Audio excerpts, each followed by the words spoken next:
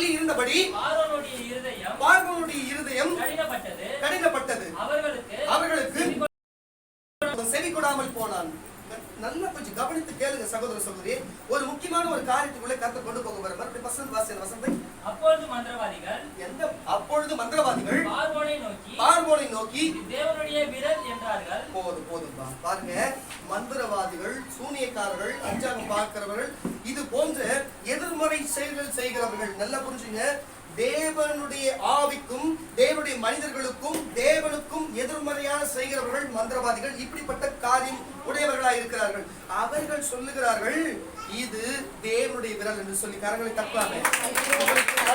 ஆவியான ஒருவேளை உங்களை பொதுவாக சொன்னா யாரையும் நீங்க பார்க்காதீங்க, அந்த உணர்வு இருக்குன்னு சொன்னா நீங்க நல்ல கரங்களை கட்டி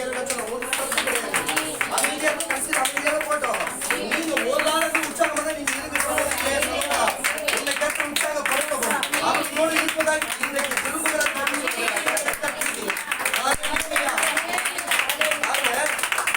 காரியம் என்னவென்று பார்க்கும் பொழுது, மோசே என்னும் ஒரு தீர்க்கதரிசியை தேவன் தேர்ந்தெடுக்கிறார். அவர் தேர்ந்தெடுத்து இஸ்ரவேல் ஜனங்கள் எகிப்திலே அடிமைத்தனையா இருக்கிற நமக்கு எல்லாருக்குமே இந்த காரியம் தெரியும். ஆனா தெரிந்தாலும் என்ன காரியத்தை குறித்து அவர் பேச விரும்புகிறார் என்பதை கொஞ்சம் கவனத்தில் கேட்க வேண்டும். அப்பொழுது அங்கு தேவன் மோசையை அனுப்புகிறார். மோசையை அனுப்பி அந்த இஸ்ரவேல் ஜனங்களை எகிப்திலிருந்து நீ கானான் தேசத்துக்கு கொண்டு போகப்பா, அங்கிருந்து ஜனங்களை கொண்டு போந்து நீ விடுவித்து கானானுக்கு கொண்டு போக வேண்டும், அதற்காக நான் சொல்லுகிற வார்த்தையெல்லாம் போய் சொல்லுப்பா என்று சொல்லுகிறார்கள். அங்க நடந்த காரியம் என்னவென்று பார்க்கும் பொழுது, கோலை கொண்டு போகிறார். கோலை கொண்டு ஆரோனிடத்திலே சொல்லுகிறார்.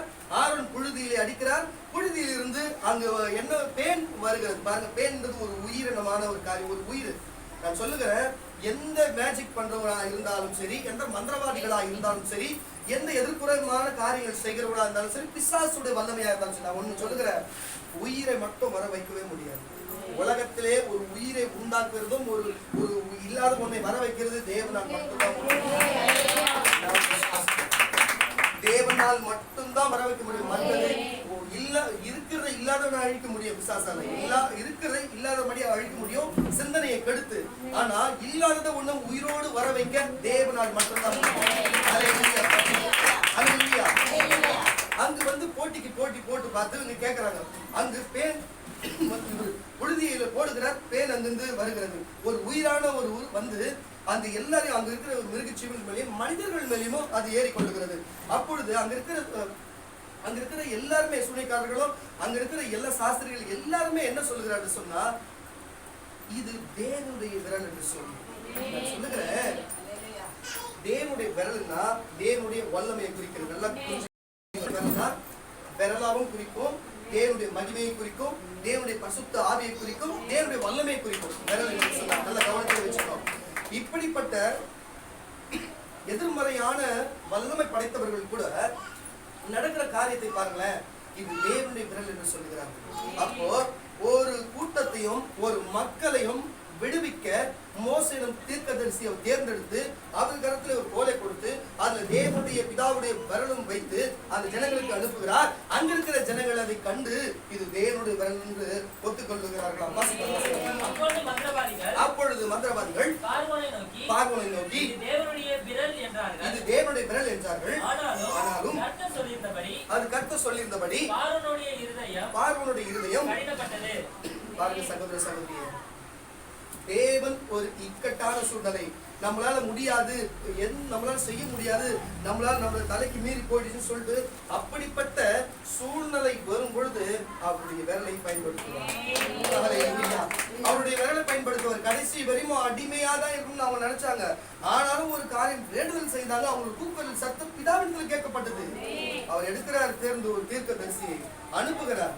அனுப்பி அங்கிருந்து தேவனுடைய விரல் என்பதை அந்த சூனியக்காரர்களும் அங்க இருக்கிற ஆட்களும் அங்க இருக்கிற ஜோசியர்களும் அங்க இருக்கிற எல்லாரும் அதை கண்டு தேவனுடைய விரல் என்று சொல்லும்படி அவர்கள் வாயாலே சொல்லும்படி கர்த்தர் செய்து அந்த இடத்திலிருந்து அவர் கொண்டு வருகிறார். சகோதர சகோதரியே, உங்களுக்கு நான் ஒண்ணு சொல்லுகிறேன், தேவனுடைய விரலினால அவர் கையினால செய்யப்பட்ட எல்லாத்துக்கும் ஜீவன் உண்டு.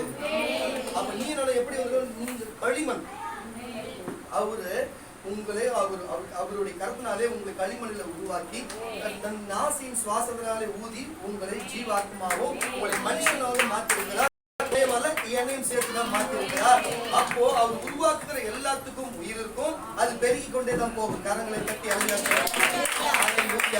அதே யாத்திராகம புஸ்தகம் 31 அதிகாரம் 18 வசனம். யாத்திராகம புஸ்தகம் 31 அதிகாரம் 18 வசனம். அவர் மோசேயுடனே பேசி, நல்லா கேளுங்க. சீனாய் மலையிலே மோசேயோடு பேசி முடிந்த பின் தேவனுடைய விரலினால் எழுதப்பட்ட தேவனுடைய விரலினாலே எழுதப்பட்ட கற்பலகையாகிய சாட்சியின் 2 பலகைகளையும் அவனிடத்தில் கொடுத்தார். கரங்களை தட்டி இந்த நியாய பிரமாணம், இந்த சட்ட திட்டம் தேவன் பாருங்க, செவி வழியா சொன்னா ஜனங்கள் மறந்துடுவாங்க, ஒன்னோடு ஒண்ணு சேர்த்து மாத்திடுவாங்க. உங்களுக்கே தெரியும், இங்கிருந்து தூரத்துல இருந்து ஒரு கூப்பிடுறதுக்கும் அங்கிருந்து இன்னொருத்தவங்கிட்ட அந்த அதே சத்தத்தை சொல்றதுக்கும் வித்தியாசம் இருக்குது. இங்கிருந்து ஒரு வார்த்தையும் அங்கிருந்து போகும்போது செவி வழியா சொல்ல கதைகள் மாறிக்கொண்டே போவாங்க. தேவனுக்கு தெரியும் இதுக்கு வேற வழியே இல்லை, என்ன செய்யலாம் என்று சொல்லி தன்னுடைய விரல்னாலேயே எழுதி கொடுத்தாரா. கொஞ்சம் கவனிக்கிறேன்னு, தன்னுடைய விரல்னாலே எழுதி கொடுத்தாராம். அதுக்கு முன்னாடி வரையும் ஆதாம் ஏவாள் காலத்துல, அதுக்கப்புறம் நோவாவின் காலத்துக்கு பிற்பாடு வரைக்கும் பாவம்னா ஜனங்களுக்கு தெரியாது. அவங்களுடைய மனசாட்சியின் மிகுதியாக தான் வாழ்ந்து கொண்டு இருந்தாங்க. அவங்களுக்கு தெரியாது எது பாவம் எது அவங்களுக்கு தெரியாது. அவங்க தெரியாதவதான் வாழ்ந்து கொண்டு இருந்தாங்க. ஆனா பாவம் இதுதான், இது சட்டத்திட்டம், இப்படித்தான் வாழணும், இப்படி வாழக்கூடாது என்று சொல்லி நல்லா கேளுங்க. செவி வழியா சொல்லல, அப்ப இருக்கிற ஜனங்களுக்கு சொல்லியும் கொடுக்கல. முதல் தேவனாகிய கர்த்தர் தன்னுடைய விரலினாலே பலகைகளிலே எழுதி யாருக்கு தீர்க்கதரிசி ஆகிய தகப்பனாகிய மோசேக்கு கொடுத்து அந்த இஸ்ரவேல் ஜனங்களுக்கு கொடுக்க சொல்லுகிறார். நல்லா கேளுங்க, செவி வழியா இல்ல. எத்தனையோ தடவை கர்த்தர் பேசினாலும் சரி, உங்கள்கிட்ட பேசினாலும் சரி, மறந்துடுவனாலும் கொஞ்சம் ஞாபகம் மறதியானதான். ஆனாலும் இது ஜனங்கள் கை கொள்ள வேண்டும் என்று சொல்லி பாவம் புண்ணியம் எது செய்யணும் செய்யக்கூடாது, எது தப்பு தவறு என்று தெரிந்து கொள்ளும்படிக்காகவே தன்னுடைய விரலினாலே எழுதி கொடுத்தார். கரங்களை மோசே சீனாய் மலையில் மோசேயோடு பேசி முடிந்த பின் தேவனுடைய விரலினால் எழுதப்பட்ட கற்பலகைகளாகிய சாட்சியின் 2 பலகைகளை அவனிடத்தில் கொடுத்தார்.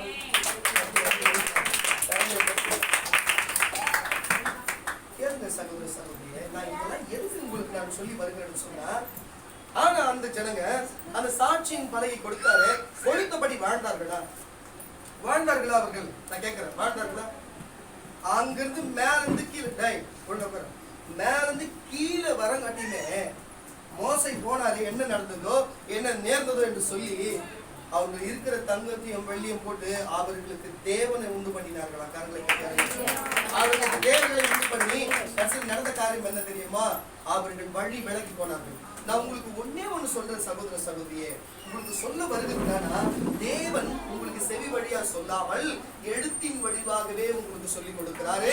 எழுத்தின் வடிவா சொல்லி கொடுக்கும் பொழுது கூட அந்த ஜனங்களாலே புரிஞ்சுக்க முடியல, அந்த ஜனங்களால அதுபடி வாழ முடியல. இப்படிப்பட்ட தேவன் நமக்காக எத்தனை காரியங்களை நமக்கு கொடுத்திருந்தாலும் இந்த ஜனங்களால வாழ முடியாது போகிறது சகோதர சகோதரியே.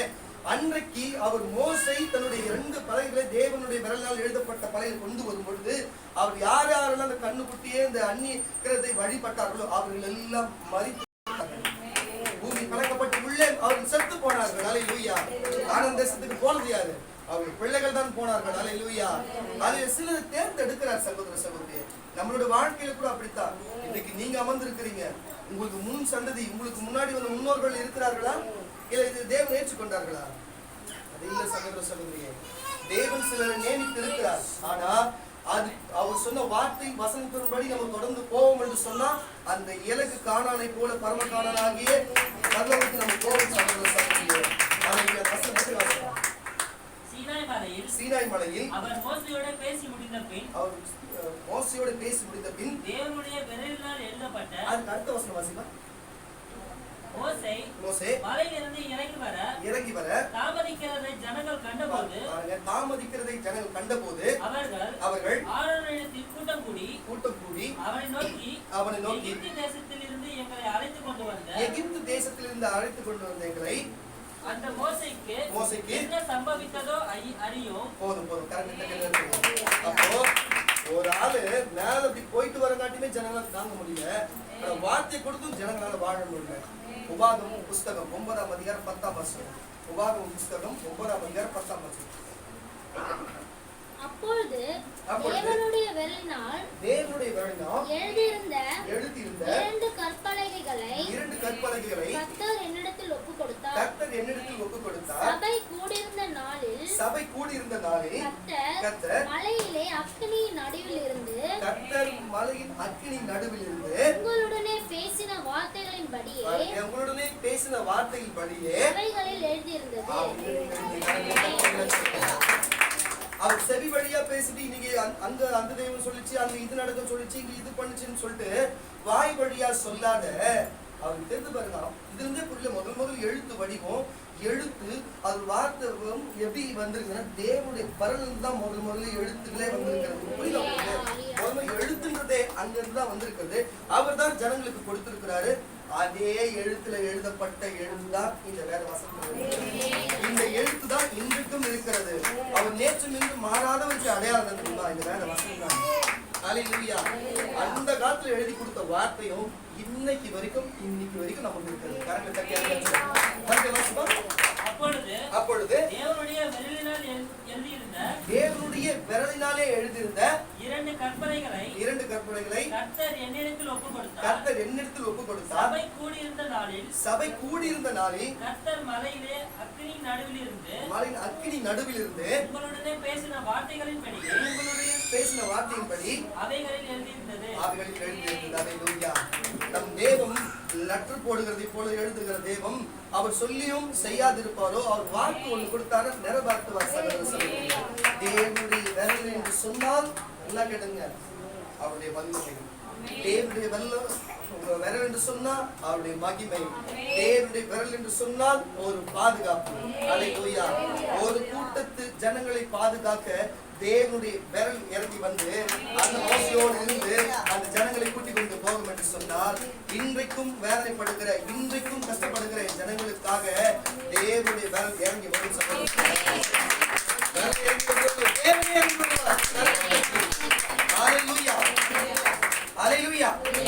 ஏசாயா எழுதின தீர்க்கதரிசன புஸ்தகம் 2ஆம் அதிகாரம் 6ஆம் வசனம். ஏசாயா 2:6. யாக்கோபின் வம்சத்தாராகிய உம்முடைய ஜனத்தை கை நெகிழ்ந்தி அவர்கள் கீழ் திசையாரின் போதகத்தால் நிறைந்து பெலிஸ்தியரை போல் நாள் பார்க்கிறவர்களாக இருந்து அந்நிய புத்திரர் மேல் பிரியப்படுகிறார்களே. யாக்கோபின் வம்சத்தாராகிய உம்முடைய ஜனத்தை கை நெகிழ்ந்தி அவர்கள் கீழ் திசையாரின் போதகத்தால் நிறைந்து பெலிஸ்தரை போல் நாள் பார்க்கிறவர்கள் போல் இருந்து அந்நிய புத்திரர் மேல் பிரியப்படுகிறார்களே. தேவன் சொல்ல வருகிறார்னா, அவரு தேவனுடைய விரலினாலே கொண்டு வர போகிற வார்த்தை கொண்டு வர போக மோசை மேல போனாரு. அவரு போய் கீழே வரங்காட்டியும் ஒரு தேவத்தை உண்டு பண்ணுகிறாங்களே. இன்றைக்கு இயேசு நமக்கு இந்த வார்த்தை வசனத்தை கொடுத்து விட்டு போயிட்டாரு. அவரு கட்டாயம் வருவன்னு சொல்லிட்டு போயிருக்கிறாரு. நம்ம என்ன செய்யணும்? இந்த வேத வசனமும் இந்த வார்த்தை கொண்டு யூழிகாரங்க தேவனுடைய வார்த்தை வசனம் என்ன கொடுக்கிறார்கள், இது வேதத்தில் தான் கொடுக்கிறார்கள் கேட்டு அதன்படி நடக்கணுமா? இல்ல நம்ம அந்நியர் பெலிஸ்தர் இந்த மாதிரி அந்நியருடைய வம்சாவளிக்கு அவங்க செய்கிற காரியத்தை போய் செய்யணுமா? கரணத்தை சொல்லுங்க. ஏன் நம்ம செய்யணும்? அல்லேலூயா. தேவனுடைய எழுதி கொடுத்த வசனத்தையும் வார்த்தையின்படி நடக்கணும். அவர்களுக்கு என்ன சொல்லுவாங்க, அவங்க தேவனச்சம் அவங்க என்ன வேணா சொல்லுவாங்க, அதன்படி நம்ம நடக்கணுமா? எப்படி முதல் மோசையுடைய மேல போயிட்டு வரும்போது இதே சம்பவம் நடந்தது. அல்லேலூயா. இன்றைக்கு இயேசு நமக்கு இதே வார்த்தை கொடுத்துட்டு பரலோகம் போயிருக்கிறாரு. ராஜா வருவாரு. அவர் வரும்போது நம்ம மோசை எப்படி மறந்து ஜனங்கள் போனார்களோ அதன்படி இயேசு மறந்து நீ பின்பற்றாத போவியா? இல்ல அவருடைய கொடுத்த வார்த்தை வசனத்தின்படி நீ கீழ்படிச்சு நடப்பியா? கரணத்தை ஹல்லேலூயா ஹல்லேலூயா. அது ஏசாயா தீர்க்கதரிசி புஸ்தகம் 2ஆம் அதிகாரம் 8ஆம் வசனத்தை வாசிக்கலாம். அவர்கள் தேசம் விக்கிரகங்களாலும் நிறைந்திருக்கிறது. தேசம் விக்கிரகங்களால் நிறைந்திருக்கிறது. தங்கள் கைகளின் கிரியையையும் தங்கள் விரல்கள் உண்டு பண்ணினதையும் பணிந்து கொள்கிறார்கள். அவர்கள் தேசம் விக்கிரகங்களால் நிறைந்திருக்கிறது. தங்கள் கைகளின் கிரியையையும் உண்டு பண்ணினதையும் அவங்க எப்படிப்பட்ட காரியத்தை செய்யறாங்களா? தன்னுடைய நம்ம எதை செய்யணும்? தேவனுடைய விரலினாலே எழுதி கொடுக்கப்பட்டத நடக்கணுமா, இல்ல மனுஷங்களுடைய விரலினாலே செய்யப்பட்டது நம்ம வழிபடணுமா? சரி, நமக்கு அந்நியரா இருக்கிறவங்க இதுக்கு முன்னாடி வசனத்துல என்ன சொன்னாங்க? அவங்க சொல்லுவாங்க, அவங்க என்னென்ன பண்ணுவாங்க, அவங்களுக்கு தேவன் நச்சவங்க, அதுபடி நம்ம செய்யணுமா, இல்ல இந்த வேத வசனம் நமக்கு கொடுக்கப்பட்டதுபடி நம்ம செய்யணுமா? வேத வசனம் நமக்கு கொடுக்கப்பட்டிருக்கிறபடி தான் நம்ம செய்ய. கரங்களை தட்டி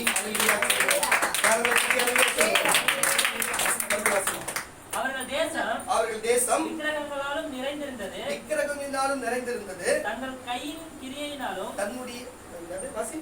தங்கள் கையின் கிரியையும் தங்கள் விரலில் உண்டு பண்ணினதையும் பணிந்து கொள்கிறார்கள். பணிந்து கொள்ளுகிறாரா? அது அடுத்த வசனம் வாசிங்க. பெரியவனும் பணிந்து கொள்ளுகிறான், சிறியவனும் பணிந்து கொள்ளுகிறானா? எல்லாருமே பணிந்து கொள்ளுகிறாரா? ஆனா ஒரு நாளும் அது பேசுறது இல்லை, ஒரு நாளும் எந்த காரியமும் சொன்னதே இல்லை. இதனாலதான் நம்ம தந்தை பெரியார் உங்களுக்கு கொஞ்சம் பழக்கப்பட்ட ஆளான்னு எனக்கு தெரியல, அவருடைய தத்துவத்தெல்லாம் சிலர் கேட்கும்பொழுது இதெல்லாம் அவர் தான் வெறுக்கிறாரு. ஏற்றத்தாழ்வு, ஜாதியோட பிரச்சனை, இதே மாதிரி யாரெல்லாம் கடவுள்னு சொல்லி அவங்க ஒரு வேதாகமம் ஒன்று வச்சிருக்கிறேன்னு சொல்லிட்டு பின்பற்றி மனுஷனோட ஏற்றத்தாழ்வு பாக்குறாங்களோ, இப்படிப்பட்ட ஆளுங்களுக்கெல்லாம் அவர் அந்த காலத்திலேயே தமிழ்நாட்டுல நமக்காக இருந்து பேசியிருக்கிறாரு. சபையில நம்ம பெரியார் பத்தி பேசுறாங்க. ஏன்னா ஒரு சில கருத்துக்கள் அவர் நமக்கு சாதகமா சொல்லிட்டு நம்ம ஏற்றுக்கொள்ளதான் வேண்டும். ஆனா அதுதான் தேவனும் சொல்லுகிறாரு. அப்படிப்பட்ட ஒண்ணுமே இல்லாத உங்க கையில செஞ்சது உனக்கு எப்படா தெய்வமா, உன்னுடைய விரலில செஞ்சது உனக்கு எப்படி தெய்வமா இருக்கும்? அப்போ தேவனுடைய விரலினால அவருடைய நம்ம களிமணல் தான் நம்மள செஞ்சு ஜீவாத்மா கொடுத்தாரு. அவர் கையினால செஞ்சு நம்ம போய் தேவனை செய்ய முடியுமா? கொஞ்சம் புரிஞ்சுக்க செய்ய முடியாது. அல்லேலூயா. விரலினால செய்ய முடியாது. அப்ப செய்யறது தவறுன்றார். அவர் தவறுன்னு சொல்லி சொல்ல வாசிப்பா அந்த வசனத்தை. அவர் தேசம் விக்கிரகங்களாலும் நிறைந்திருந்தது. தங்கள் கையின் கிரியையும் தங்கள் விரல்கள் உண்டு பண்ணினதையும் பணிந்து கொள்ளுகிறார்கள். சிறியவனும் குனிகிறார், பெரியவனும் பணிகிறார். ஆகையால் அவர்களுக்கு மன்னியாதிருப்பீர்கள். மன்னிக்கவே மாட்டார்களா? நான் உங்களுக்கு ஒரு சின்ன சாட்சி சொல்லிட்டு உங்களுக்கு போறேன். தயவுசெய்து சொல்றேன், உங்களுக்கு நான் பேசுறதுக்கு கவனமா இருக்குதா? உங்களுக்கு புரியுதா? கொஞ்சம் இதை கவனிங்க. எனக்கு ஒரு 8-9 வயசு இருக்கும். வேடச்சேர் இருக்கும்போது நானும் சின்ன பையன், எனக்கு தெரியல. எனக்கு நான் 90ல 90s சொல்லுவாங்களே, இப்பெல்லாம் அப்படிதான் சொல்றாங்க. 90ல போறதுனால அந்த நாள்ல இருக்கிற எல்லாமே எனக்கு பிடிக்கும். எதுக்கு இதை சொல்றேன்னா, சின்ன களிமண் இருக்குங்களா, களிமண்ணிலேயே பொம்மைங்க செஞ்சு வைப்பேன். கொஞ்சம் நான் சிவபக்தனா இருந்த சிவலிங்கெல்லாம் செஞ்சு நானே என்னுடைய விரலாம் செஞ்சு நானே எல்லாம் பூஜைலாம் பண்ணுவேன். பின்னால் எனக்கு பின்னால் ஒரு 4-5 பேர் இருக்கும். அது மாதிரி வழிபட்டு அது மாதிரி செய்வேன். எனக்கு அப்போ அறியாத வயசு, அப்போ செய்வேன். ஆனால் 2 சிவலிங்கம் எங்கள் அப்பா வேலை செய்கிற இடத்துல ஒரு சின்ன கோயில் ஒன்று இருக்கும். அந்த 2 சிவலிங்கம் அப்படி பாக்கெட் போட்டு எடுத்துட்டேன். ரொம்ப வருஷமாக நான் வச்சுருந்தேன். ரொம்ப வருஷமாக பொன்மார் கூட வச்சுருந்தேன். எங்கள் அப்பா திட்டுவார், ஒழிச்சு வச்சு ரொம்ப வருஷமா வச்சிருந்தேன். ஆனா என்னைக்கு உண்மையான தெய்வத்தோட சத்தமும் தெய்வத்துடைய அனுகிரகமும் எனக்கு பட்டதோ, ஒண்ணு வலது பக்கத்து தூக்கி விட்டா ஒண்ணு இடது பக்கத்து தூக்கி விட்டா இருந்து ரொம்ப ஆச்சரியமான சிவலிங்கம் வச்சிருந்தேன். எதுக்கு இதை சொல்றேன்? நானு மனுஷனுடைய விரலினால் செய்யப்பட்டது நமக்கு தெய்வமா இருக்காது. அவருடைய அவர் எந்த விரலினால் செய்யப்படுறதோ அவங்கதான் அவருக்கு, அது யாரை செய்யறோ அவங்கதான் மனுஷங்க. மனுஷங்க தான் யார் நம்ம உண்டாக்குறதோ அவர் தான் நமக்கு தெய்வம். கரங்களை தட்டி அலையில சொல்லுவோம். சொல்லுகிற சகோதர சகோதரியே, என் சொந்த வாழ்க்கையில போறியா? சொந்த வாழ்க்கையில நம்ம எல்லாமே செஞ்சிருப்போம், இல்லைன்னு சொல்ல வரல. ஒன்னே ஒண்ணு உங்களுக்கு நான் சொல்றேன் சகோதர சகோதரியே, உங்களுடைய சிந்தனை எப்படி இருக்குதோ உங்களுடைய சிந்தனை படிதான் எல்லாமே நடக்கும். எப்படின்னா உன்னுடைய விசுவாசம், உன் நம்பிக்கை எப்படி எல்லாம் நீ நினைக்கிறாயோ. நான் நினைப்பேன், இந்த உங்களுக்கு பார்த்துருக்கு இந்த சத்தியமான நாடெல்லாம் பார்த்துக்கிறீங்களா? ஏன் இதை சொல்றேன்னா, அப்படி அது ஒரு இயற்கைக்கு அப்பாற்பட்ட ஒரு வல்லமை சக்தி யாருன்னா இருந்ததுன்னா அந்த மாதிரி ஆளுங்களாம் எனக்கு சின்னதுல இருந்தே கொஞ்சம் பிடிக்கும். எனக்கு தவறா எடுத்துக்காது, எனக்கு பிடிக்கும். நான் ஓப்பனாக உண்மையை சொல்றேன், அந்த மாதிரி ஆளுங்களை கொஞ்சம் லைக் பண்ணி நான் பார்ப்பேன். அதே மாதிரி ஊழியத்துல கூட ஒரு வித்தியாசமான ஆட்கள் பண்றதெல்லாம் பார்த்தா எனக்கு ரொம்ப பிடிக்கும். நான் சொல்லுகிறேன் சகோதர சகோதரியே, எதை உனக்கு முதல்ல கடவுள் தான் உனக்கு அந்த சிந்தையை ஊட்டுகிறாரு, அந்த சிந்தையின்படி கேட்க விரும்புகிறாரு, அந்த சிந்தையின்படியே உன்னை வழிநடத்த விரும்புகிறாரு. அல்லேலூயா, அல்லேலூயா. அதே எனக்கு சின்னதுல அப்படிதான் தோணும். ஆனா இன்னைக்கு நான் என்னைக்கு என் தேவனை தேடி எல்லாத்தையும் விட்டுட்டு என் கை விரலினால் செய்யப்பட்டது எல்லாத்தையும் நோக்கி போட்டு என்ன உருவாக்கின தேவனை நான் தேடி போனோ, அன்னைக்கு அவருடைய விரல் எனக்கு கொடுக்கப்பட்டது. எந்த மத்தவங்க இயற்கைக்கு அப்பாற்பட்ட காட்டை செய்த பார்த்து நான் வேலை பண்ணோம், இன்றைக்கு கர்த்தர் என்னை கொண்டு இயற்கைக்கு அப்பாற்பட்ட காட்டை செய்யப்பட்டார். அது மாத்திரமல்ல, வந்திருக்கிற நீ விசுவாசிப்பா என்று சொன்னால், நீ அதை ஏற்றுக்கொள்ளுவா என்று சொன்னால், தேவனை நம்புவா என்று சொன்னால், தேவனுடைய விரல் மோசைக்கு மாத்திரமல்ல, இயேசுவுக்கு மாத்திரமல்ல, இயேசுவை சார்ந்திருக்கிற எல்லா அப்போஸ்தலர்களுக்கும் எல்லா தீர்க்கதரிசிகளுக்கும் சகல விசுவாச ஜனங்களுக்கும் கிரியை செய்த கர்த்தர் நாமத்தில் சொல்லுகிறார். அல்லேலூயா. என் சொந்த வாழ்க்கையில நடந்ததை உங்களுக்கு சொல்லுகிறேன். நான் அதை தேடி ஓடும்போது எனக்கு ஒரு ரூபாய்க்கு பிரயோஜனம் இல்லை. இன்றைக்கு நான் என் அதை தூக்கி போட்டு என் ஆண்டவருடைய நான் தேடி ஓடும்போது தேவனுடைய விரல் இந்த சபையில் கிரியை செய்கிறது. புஸ்தகம் 59ஆம் அதிகாரம் 3ஆம் வசனம். ஏசாயா 59:3. சீக்கிரம். ஏனென்றால் உங்கள் கைகள் நட்டத்தாலும் வந்திருக்கிற சகோதர சகோதரி உங்களை பார்த்து கர்த்தர் கேட்கிறார். நல்லா புரிஞ்சுங்க. இங்க பாருமா, இங்க பாருங்க, இங்க பாருங்க, தேவசே இங்க பாருங்க. நான் சொல்றதுமே காது வைக்கிறேன். வந்திருக்கிற சகோதர சகோதரியே, உங்கள் கைகள் ரத்தத்தினாலே பாவக்கரைகளா இருக்குது. நான் சொல்லுகிறேன், என்னோட சொந்த வாழ்க்கையில அறியாத வயசு, சரி கொஞ்சம் வளர்ந்து தெரிஞ்ச வயசு வரை நான் வச்சிருந்தது, நான் தூக்கி போட்டேன். அப்ப என் கையில ரத்த காரியம் இருந்ததுதான். அதே போல இது யூடியூப் வழியாவும் பேஸ்புக் வழியாவும் நான் இதை பத்தி பேசணும், நீங்க விமர்சனம் செய்வீங்க, செய்யுங்க. ஒரு நாள் தேவை யாருன்னு உங்களுக்கு தெரியும். எதுக்கு இது நான் உங்களுக்கு சொல்லுகிறேன் சொன்னா, கேட்டுக்கொண்டிருக்கிற சகோதர சகோதரியே, உலகத்துல பிறந்த எல்லா மனுஷனும் பாவிதான். முடிவு வரியந்தும் கடைசி வரை நிலை நின்று இருக்கிறவங்க தான் பரலோக ராஜ்யத்துக்கு அண்ணா. உலகத்துல நீதியும் பரிசுத்தமாவும் வாழ்ந்து நியாய பிரமாணத்தின்படி சொன்ன வார்த்தையின்படி வாழ்ந்து ஒரே ஆளு இயேசுநாதர் மட்டும்தான். அவரே சொல்லி இருக்கிற நானே வழியும் சத்தியம் ஜீவனுவாக்க என்ன எல்லாமே பரலோகத்துக்கு ஒருவனும் வர முடியாதுன்னு சொல்லிட்டு ஒருவனும் வர முடியாது. அப்ப நம்ம எல்லாரும் பாவிகள் தான். நான் என்ன பாவின்னு சொல்லிக்கிறேன், நான் உங்களை நியாயம் இருக்கல. எதுக்கு சொல்றேன்னா, அவர் சொன்ன வசனமும் வார்த்தையின்படியே நாம் வாழ்ந்து பரிசுத்தமாக்கப்பட்டு ஆக்கப்பட்டு ஒரு நாள் முழுமை அடைவோம். நமக்கு பரதேசிலிருந்து பக்கத்தில் கொண்டு போகிற தேவனாய் இருக்கிறாரு. வந்திருக்கிற சகோதர சகோதரியே, ஒருவேளை நான் எத்தனையோ தரம் நான் ஜபித்திருக்கேன், எத்தனையோ தரம் நான் ஆறுதல் இருக்கும்போது சில நேரத்துல சில தீர்க்கதரிசனமான வார்த்தைகள் சொல்லியிருக்கிறேன். சில சகோதரி இப்படிப்பட்ட தவறு செய்கிற, இப்படிப்பட்ட காரியத்தை நீ செய்கிறேன்னு சொல்லி.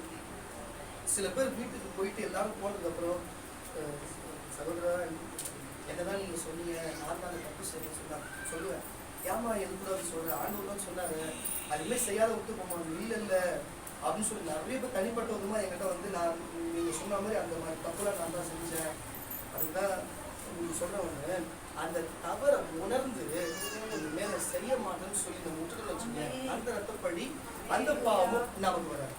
அந்த ரத்தப்பழியும் அந்த பாவமும் நமக்கு வராது.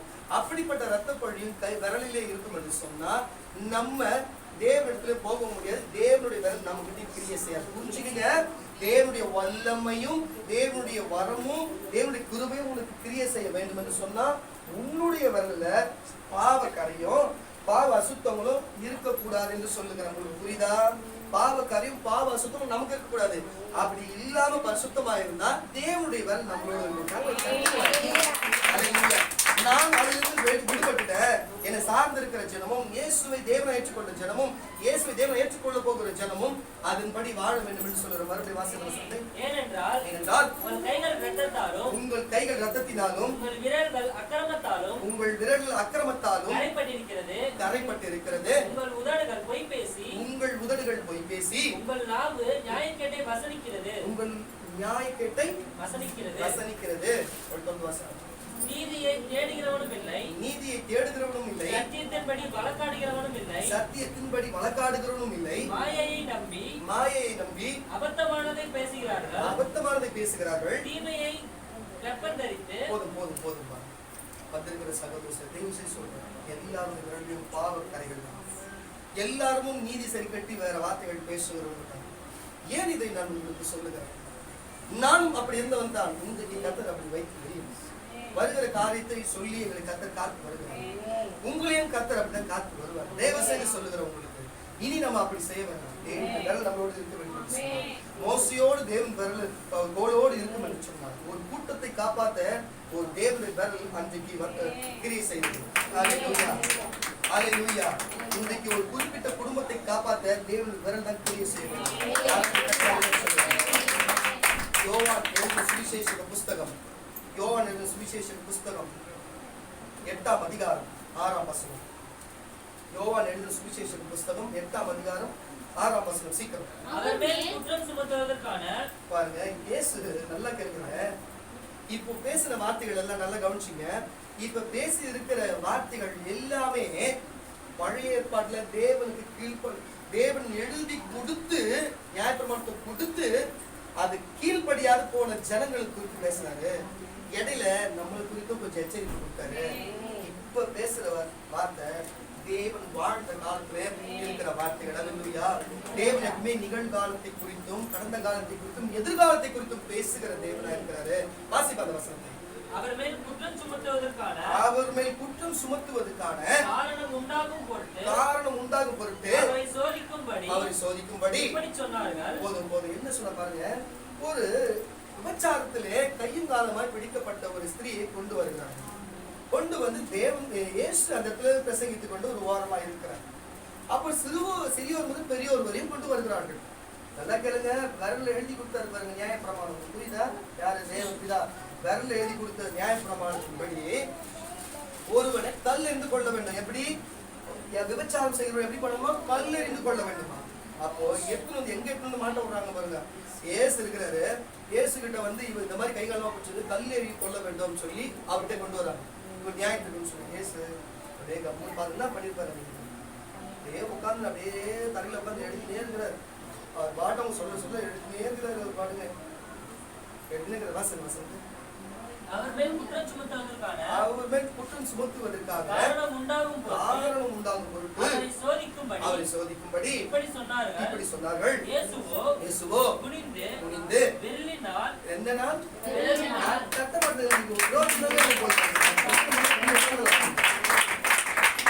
நாலு பேர் தான் கேட்குறீங்க. இந்த விஷயத்த 4 பேர் கேளுங்க. நான் சொல்றேன் 4 பேர் தான் கேட்டுக்கிறீங்க. மற்றவங்க கம்முன்னு தான் இருக்கீங்க. 4 பேருக்கு மாத்திரம்தான் பரிசுத்த ஆவின் விரல் வேணும்னா 4 பேர் தான் கேட்குறீங்க. மற்றவங்க வேணாவா? புரிஞ்சுங்க அந்த விஷயம். என்ன வார்த்தை பேசுறோம்? ஏசு பேச வந்துட்டாரு. உள்ள இறங்கி வந்துட்டாரு. எனக்கு தெரியல. உங்ககிட்ட எனக்கே கஷ்டமா இருக்கு. சரி, அந்த யூடியூப்ல பாங்க ஜனமாச்சு கேட்கணும். அவங்களுக்காச்சும் பிரசங்கம். அவர் மேல் குற்றம் சுமத்துவதற்காக காரணம் உண்டாகும் பொருட்டு அவரை சோதிக்கும்படி இப்படி சொன்னார்கள். இயேசுவோ குனிந்து விரலினால் அப்புறம் அங்க என்ன நடந்ததுன்னு அந்த வசனத்தை வாசிக்கும் போது வரும். அவர் வந்து சொன்னாராம், உங்களில் யாரு பாவம் செய்யாது இருக்கிறீங்களோ அவங்க முதல் கல்லெறிய கடவுள் என்று சொன்னார். அப்போ அந்த துண்டக்கான துணி கண்டு இருக்காங்க. அவங்க எழுதுதுன்னா எழுதிருப்பாரு. எதனால அதை எழுதிருப்பாரு? 5 வருஷம் இப்படிப்பட்டவர்களை கல்லெறிந்து கொல்ல வேண்டும் என்று மோசே நியாயப்பிரமாணத்தில் நமக்கு கட்டளையிட்டிருக்கிறாரே, நீர் என்ன சொல்கிறீர் என்றார்கள். இந்த மோசேக்கு கொடுத்தது யாருங்க? கொடுத்தவர்தான் உட்கார்ந்து எழுதிக்கிறார். பழைய ஏற்பாடு எங்க இருக்குது? புதிய ஏற்பாடு எங்க இருக்குது? எங்க இருந்து லிங்க் கொடுக்குறாரு விரலிலேயே. அதை எழுதி கொடுத்தவர் மோசேக்கு, எழுதி கொடுத்தவரை வந்து எழுதி இருக்கிறாரு. அந்த நியாயப்பிரமாணத்தை அவர்கிட்டே சொல்றாங்க. அவர்கிட்டே நிறைவேற சொல்றாங்க. உங்களுக்காச்சும் கை தட்ட கரல் தட்ட வாசி. இப்படிப்பட்டவர்களை மோசே நியாயப்பிரமாணத்தில் நமக்கு கட்டளையிட்டிருக்கிறார். நியாயப்பிரமாணத்திலே நமக்கு கட்டளையிட்டிருக்கிறாரே, நீர் என்ன சொல்லுகிறீர் என்றார்கள். நீர் என்ன சொல்லுகிறீர் என்றார்கள். அவர் மேல் குற்றம் சுமத்துவதற்கான அவர் மேல் குற்றம் சுமத்துவதற்கான காரணம் உண்டாகும் பொருட்டு அவரை சோதிக்கும்படி இப்படி சொன்னார்கள். தேவன அவர் கொடுத்த நியாய பிரமாணத்தினால அவர் சோதிக்க வந்திருக்கிறாங்களா? அவர் எழுதுகிற விரல் என்ன திரும்ப எழுதுகிறாரு? அங்க இருக்கிறவங்க பேரெல்லாம் ஒரு பேரா எழுதிருக்கிறாரு. ஐயோ வந்து ஓடி இருக்கிறாங்க தெரிச்சு எழுதுறாரு. பாவத்தை சொல்லுகிறேன் உங்களுக்கு, தேவன் பாவத்தை செய்திருக்கிறோம் சொல்லி எழுதவும் முடியும். ஞாபக புஸ்தகத்துல நம்ம என்னென்ன செய்யணும் எழுத முடியும். ஜீவ புஸ்தகம் பேர் எழுத கிறுக்கி போடவும் முடியும். நானே புரிஞ்சுங்க தெரிஞ்சது. எப்படி ஞாபக புஸ்தகத்தில் நீ பண்ற பாவத்தை எழுத முடியும். ஜீவ புஸ்தகம் பேரை கிழக்கி போடவும் முடியும். நீ செய்த பாவத்தை நான் தப்பு செஞ்சுட்டேன், இனி என்னை மன்னிங்கன்னு சொல்லி சொல்லுவேன்னு சொன்னா அதுல இருந்து பாவத்தை மன்னிக்கவும் முடியும். சொன்னா நீங்க ஏன் என்ன எதுவும் பண்ணலன்ற மாதிரி அதுக்கு அடுத்த வசனம் வாசிங்க. அவர்கள் ஓயாமல் அவரை கேட்டுக்கொண்டிருக்கிறார். அதுக்கு அடுத்த வசனம் வாசிங்க. அவர் மறுபடியும் முடிந்து தரையில எழுதினார். அவர் அதை கேட்டு தங்கள் மனசாட்சியினால் கடிந்து கொள்ளப்பட்டு பெரியோர் முதல் சிறியோர் வரைக்கும் ஒவ்வொருவராய் போய்விட்டார்கள். இயேசு தனித்திருந்தார். அந்த ஸ்திரீ நடுவே நின்றால் இயேசு நிமிர்ந்து அந்த ஸ்திரீயை தவிர வேறு ஒருவனையும் காணாமல் ஸ்திரீயே உன்மேல் குற்றம் சாட்டினவர் எங்கே? ஒருவனாகிலும் உன்னை ஆக்கினைக்குள்ளாக தீர்க்கவில்லையா என்றார்கள். அதற்கு அவள் இல்லை ஆண்டவரே என்றால் இயேசு அவரை நோக்கி நானும் உன்னை ஆக்கினைக்குள்ளாக தீர்க்கவில்லை என்று நீ போ, இனி பாவம் செய்யாதே என்றார். ஒருவேளை தேவனுக்கு விரோதமாகும் ஊழியக்காரருக்கு மறைவாக செய்வோமோ எனக்கு தெரியாது. ஒண்ணு சொல்லுகிற, நான் பாவம் செய்யறதுதான், ஆனா இல்ல இனி செய்ய மாட்டேன்னு சொல்லி ஒப்புக் கொடுக்கிறவர்களுக்கு தேவன் இனி செய்யாது என்று சொல்லுவார். செய்யாது மன்னிப்பு வாங்குகிறவர்களுக்கு தேவனுடைய விரல் மோசையோடு போல உங்களோடு அல்லேலூயா. இருக்கிற சகோதர சகோதரியே, எந்த நியாய பிரமாணத்தை எழுதி கொடுத்த விரலை வைத்து இங்கு சோதித்து பார்க்கிறார்களாம். சகோதர சகோதரியே, நான் உங்களுக்கு எச்சரித்து சொல்லுகிறேன், வந்திருக்கிற சகோதர சகோதரியே, நீ அவ பாவம் பண்றா, இவ பாவம் பண்றா, இவ பண்றா, இவங்க பண்றாங்க, இந்த பொண்ணு பண்ணுதுன்னு விரல காமிக்கும் போது ஒரு விரல நீ காட்டுறோம், 3 விரல் நமக்கு காமிக்கும். புரியுதா? விரலே வர இருப்பாங்க பாயிண்டாவே. ஒரு விரல நீங்க இந்த பொண்ணு தான் காமிச்சா 3 விரல் எப்ப நீயும் தான் பான்னு காட்டும். புரியுதா? உங்களுக்கு இனிமே தேவ செய்து சொல்றேன், யாருமே இந்த பாவனை பண்ணிட்டு போட்டோம், அவங்களுக்கு கத்து நியாயம் இருக்கட்டும். நம்ம பாவம் செய்யாது, நம்ம யாருங்களை தட்டி இவங்களும் பாவம் செஞ்சாங்க, ஆனா தெரியாது, கைகாலமா பார்க்கல, மறைமுகமா செஞ்சிருக்கிறாங்க, ஆனா இயேசுக்கு தெரியுது. இந்த பொண்ணு கையங்காலமா போச்சுனால இவங்க மொத்தமா இட்டு வராங்க. அப்ப எல்லாருமே பாவிதான் பாவுது. அதனால நம்ம வந்து தேவனத்துல மன்னிப்பு விட்டு விடுவோம்னு சொன்னா இறக்க பச்சு தேவனுடைய வேலை எப்பொழுதுமே நம்மளுடைய கத்து சொல்கிற கரங்களை தட்டி. ஹல்லேலூயா. நீதிமொழிகளின் புஸ்தகம் 7ஆம் அதிகாரம் 3ஆம் வசனம். நீதிமொழிகளின் புஸ்தகம் 7ஆம் அதிகாரம் 3ஆம் வசனம். சீக்கிரம் வாசிக்கலாம். நீதிமொழிகள் 7:3. அவைகள் உன் விரலினால் கட்டி அவைகளை உன் இருதயத்தின் பலகையிலே எழுதிக்கொள். போதும். அந்த சகோதர சகோதரி ஒண்ணு பார்த்தா சொல்றாரு, நேரடியாவே ஒண்ணு பார்த்தா சொல்றாரு. நம்ம தெய்வம் நேற்றும் இன்றும் மாறாத தெய்வம். எந்த வடிவில் இருக்கிறார்? நான் எப்படி நியாயப்பிரமாணத்தை எழுதி கொடுத்தாரோ, எப்படி 2 பலகையில புதிய ஏற்பாடு பழைய ஏற்பாடு 2 பலகையிலே உனக்கு எழுதி கொடுத்திருக்கிறாரு. இன்னைக்கு உன்னை பார்த்து சொல்றாரு, சகோதர சகோதரியே, உன்னுடைய வேலை நீயே எடுத்து உன் இருதய பலகல இன்னைக்கு சொன்ன வசனமும் வார்த்தையும் என்னென்ன வார்த்தையை செய்யணும், என்னென்ன செய்யக்கூடாது சொன்னாரோ அது உன் இருதயம் என்னும் பலகையில நீ எழுதி வைத்திருப்பாய் என்று சொன்னால் தேவனுடைய வேலை உன்னோடே இருக்கிறது.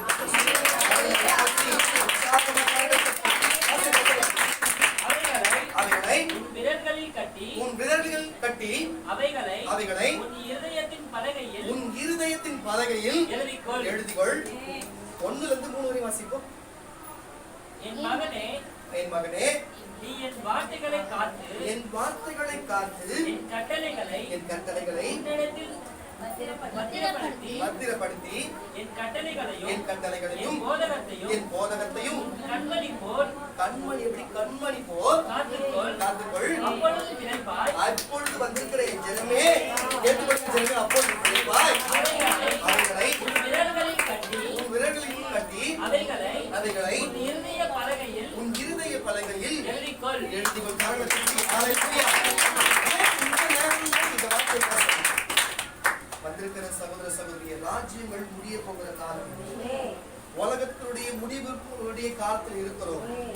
தானியேல் தீர்க்கதரிசி சொன்னார், நேபுகாத்நேச்சரின் நாட்களில் சொன்னார், முதல் ஒரு ராஜ்யம் உண்டாயிருக்கும், அது தலை தங்கமாயிருக்கும், வெள்ளியாயிருக்கும், மார்க்கம் அது வெள்ளியா இருக்கும், வெங்கடமாயிருக்கும், அப்புறம் இரும்பாயிருக்கும், அப்புறம் இரும்பும் அது களிமண்ணும் கலந்ததா இருக்கும் என்று அவர் சொன்னார். அப்போ நான் ஒன்னே ஒன்று மட்டும் சொல்றேன், வேத வசனத்தை பற்றி நல்லா படிச்சு நீங்க அதை பத்தி தெரிஞ்சுக்கிற ஆளாதான் உங்களுக்கு மேலோட்டமா சொல்றேன், புரிஞ்சுங்க. அந்த எல்லா நாட்களும் நடந்து நிறைவேறுச்சு, எல்லா காலமும் நடந்து நிறைவேறுச்சு. இயேசுடைய காலத்துல இயேசு பூமியில வாழும் பொழுதே அந்த இரும்பு ராஜ்யம் நடந்து நிறைவேறு. அவங்க ரோமர்கள் இரும்பு கரம் பிடித்து அவர்கள் ஒடுக்குதல் அவர்களை போல ஆளே கிடையாது. இயேசு பூமியிலிருந்து அந்த அந்த யூதர்களோடும் ரோமர்களும் சேர்ந்துதான் தேவன் சிலுவையில் அறிஞ்சாங்க. புறஜாதியும் தேவனுடைய ஜனமும் சேர்ந்துதான் செய்தாங்க.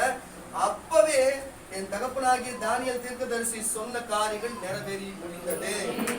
இப்ப நடந்து கொண்டிருக்கிற காரியம், இப்போ நடந்து கொண்டிருக்கிற காரியம் இரும்பும் பாதம் என்னவா, இரும்பும் களிமண்ணும் கலந்து இருக்கிற காரியம். அப்படின்னா நடந்ததா, கையினாலே பேர்க்க முடியாத ஒரு கல்லானது பறந்து வந்து அது மேலே விழுந்து அந்த ராஜ்யம் இடிந்து போனதா. தேவன் நித்திய ராஜ்யத்தை கொடுக்க வரப்போகிறார். கடைசியால் வேத புஸ்தகம் கிடைக்காது. இந்த வேத புஸ்தகத்தை இருதயத்தில் பதித்துக் கொள்ளு, இருதயத்தில் எழுதிக் கொள்ளு, அதன்படி நட, அதன்படி வாழு. தேவனுடைய விரல் உன்னோடு இருக்கும். அல்லேலூயா. அன்றைக்கு வந்த தேவனுடைய விரலினாலே காக்கப்பட்டார்கள். ஆனா அதே தேவனுடைய விரலினாலே அற்புதம் செய்த இயேசு இன்றைக்கு ஆவியாகவே நம்மோடு இருக்கிறாரு. இந்த வேத வசனம் அவர் பிதா எப்படி எழுதி கொடுத்தாரோ அதே போல இன்றைக்கு தன்னுடைய சொந்த தீர்க்கதரிசியை கொண்டு தன்னுடைய விரலினாலே அவர் சொன்ன வார்த்தைகளை எழுதப்பட்டு இன்றைக்கு உங்களுக்கு கொடுக்கப்பட்டு இருக்கிறது. ராஜ்யங்கள் எல்லாம் முடிந்தது, கடைசியான ராஜ்யத்துக்குள் இருக்கிறோம். இதுக்கப்புறம் நமக்கு வேத புஸ்தகம் கிடைக்காது, வார்த்தை கிடைக்காது. இனியாகிலும் எச்சரித்து ஒழுங்கா மீதி இருக்கிற வாழ்க்கை வாழ வேண்டும் என்பதுதான் கர்த்தர் கடைசி நாளாக உங்களுக்கு எச்சரித்து இருக்கிறார். என் மகனே, நீ என் வார்த்தைகளை காத்து என் கட்டளைகளை உன்னிடத்தில் பத்திரப்படுத்து. என் கட்டளைகளையும் என் போதகத்தையும் கண்மணி போல் காத்துக்கொள். வந்திருக்கிற சகோதரர்கள், இந்த கட்டளைகளையும் இந்த வார்த்தைகளையும் தயவு செய்து கண்மணி போல பார்த்து பாருங்க. கண்மணியில கண்ணு கண் மூடுது பாருங்க. அவ்வளவு ஒரு முக்கியமான காரியம் சொல்லி சொல்றாரு. அல்லேலூயா. ஏன் இதை நான் உங்களுக்கு சொல்றேன்னா, வேத வசனம் சொல்லுகிறது, கடைசி நாட்களிலே, முடிவின் நாட்களிலே என் வார்த்தையும் என் வசனமே உன்னை நியாயத்திருக்கின்றது. வேற எதுவுமே நியாயத்திற்கு. ஏசு இந்த பூமியில பேசுறாரு பாருங்க, அந்த வார்த்தை, இந்த வார்த்தை எழுதி கொடுத்துருக்க வார்த்தை, இந்த வார்த்தை தான் அன்னைக்கு நம்ம நியாயத்திருக்கோம். என் வார்த்தையும் என் வசனமே உன்னை நியாயத்திருக்கின்றது. அப்போ அதுல அவர் சொன்னதன்படி நடந்தா நம்மள ஏன் நியாயத்திருக்க போகுது? கரெக்டா சொல்லுவோம். தானியேலின் புஸ்தகம் 2ஆம் அதிகாரம்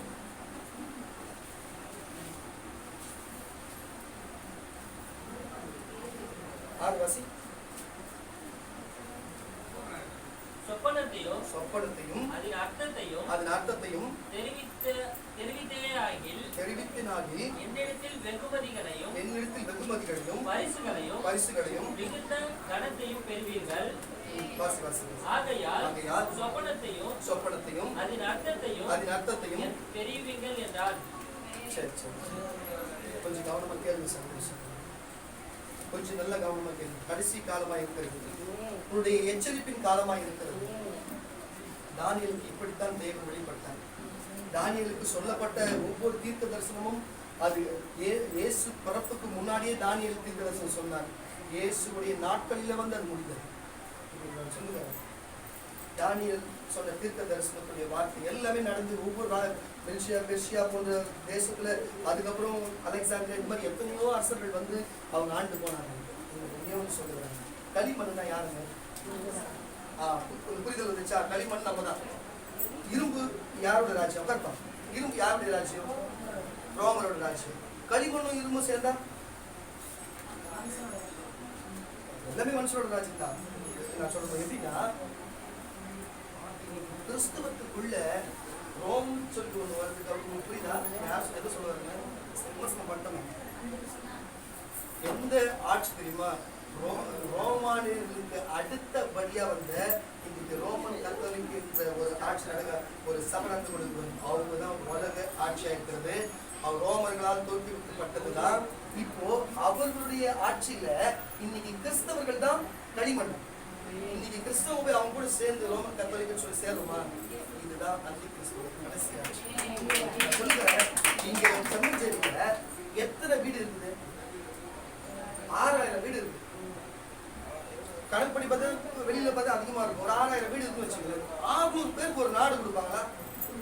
600-700 பேருக்கு ஒரு நாடு கொடுப்பாங்களா? நம்ம 6000 பேர் இருக்கிறோம். 6000 வீடு இருக்குதா? ஒரு வீட்டுக்கு 4 பேர் எவ்வளவு பேர் பண்ணுவோம்? வெறும் 600 பேருக்கு ஒரு நாடு கொடுக்குறாங்க. அப்போ உங்களுக்கு இது புரியுதா இல்லையா? அவங்க ஆட்சிக்கு உள்ள வந்தது. அவங்க உலகம் ஃபுல்லாவே கிறிஸ்தவங்களுக்கு பிடிச்சி அவங்க அந்த மாதிரி செய்து கொண்டு இருமும் சேர்ந்து இந்த ஆட்சி பைதான் கடைசி ஆட்சி. புரியுதா? இது நம்ம கண் கூட பார்த்து கொண்டு இருக்கிறோம். புரியுதா? இதுதான் தானியேல் அந்த நாள் சொல்லிட்டு கரங்களை தட்டி அலையா கரங்களை தட்டி நல்ல கரங்களை தட்டி கடைசியில நம்ம இருக்கிறோம். காலக்கூடிய கடைசியில இருக்கிறோம். அல்லேலூயா, அல்லேலூயா. ஏசாயா தீர்க்கதரிசன புஸ்தகம் 5:5 வாசிப்போம். ஏசாயா 5:5 வாசி. சீக்கிரம். இப்பொழுதும் நான் என் திராட்சை தோட்டத்துக்கு ஏசாயா 5:5 இப்பொழுது என் திராட்சை தோட்டத்துக்கும் செய்வதை உங்களுக்கு அறிவிப்பேன்.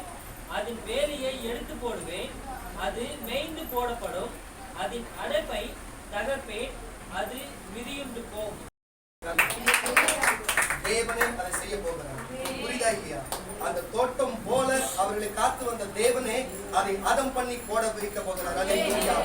கடைசி கால எச்சரிப்பா இருக்கிறது. கர்த்தர் சொல்றார். நல்ல சத்தமாய் கரங்களை தட்டி புஸ்தகம் 11ஆம் அதிகாரம் 20ஆம் வசனம். நேரம் முடிச்சிடலாம். லூக்கா சுவிசேஷம் புஸ்தகம் 11ஆம் அதிகாரம் 20ஆம் வசனம். சீக்கிரம். கடைசி வசனம். நான் தேவனுடைய விரலினாலே தேவனுடைய விரலினாலே பிசாசுகளை துரத்துகிறபடியால். அவர் சொன்னாரு அந்த ராஜ்யம் வரும் என்று சொல்லி. தனிப்பட்ட விதமா சூழ்ச்சி ஊழியத்துக்கு வந்து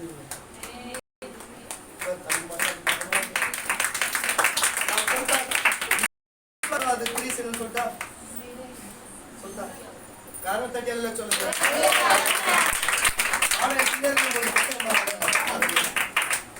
இந்த விடுதலை சுவிசேஷ ஊழியத்துக்கு இதை பார்க்கிற என் ஜனத்திற்கு அந்த ராஜ்யம் இறங்கி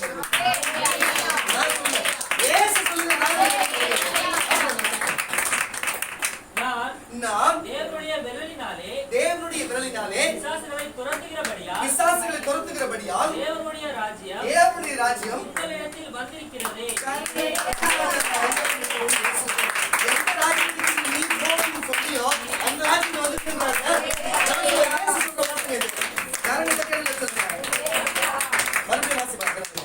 நான் தேவனுடைய விரலினாலே பிசாசுகளை துரத்துகிறபடியால் தேவனுடைய ராஜ்யம் உங்களிடத்தில் வந்திருக்கிறது. அப்போ இங்கிருந்து கர்த்தர் எத்தனை பிசாசுகளை பொறுத்திருக்கிறார், எத்தனை அற்புத காரியங்களை செய்திருக்கிறார்.